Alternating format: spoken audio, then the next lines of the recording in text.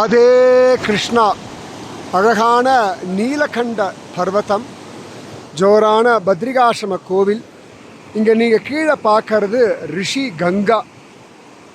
1 கோடி கங்கையினுடைய கிளை நதிகள் இந்த ஹிமாலயம் முழுக்க இருக்குன்னு சொல்லுவாள். அதில் ஒரு ட்ரிபியூட்ரி இந்த ரிஷி கங்கா. ரொம்ப விசேஷமானது. மெயினாக இன்றைக்கி தரிசனம் பண்ணுறது ரொம்ப விசேஷம். ஜூன் 16ஆம் தேதி 2024 வருஷம். ஏன்னா இன்றைக்கி தான் அவ்வளோ அழகாக கங்கா தசரா, கங்கா தசமி, கங்கை பூமியில் ஆவிர்பவித்த நாள் இன்று. ஸோ இன்றைக்கி கங்கையை பார்க்குறதே அவ்வளோ விசேஷம்.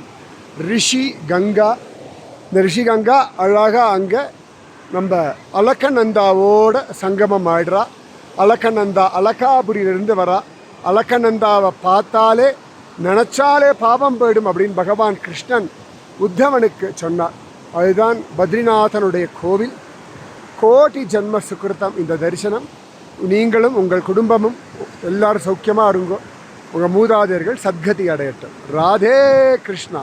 இந்த ரிஷி கங்கா உங்களை சீக்கிரம் பத்ரிகாசிரமம் அழிச்சுட்டு வந்து இந்த கங்கையெல்லாம் தரிசனம் பண்ண வைக்கட்டும். ராதே ராதே கிருஷ்ணா.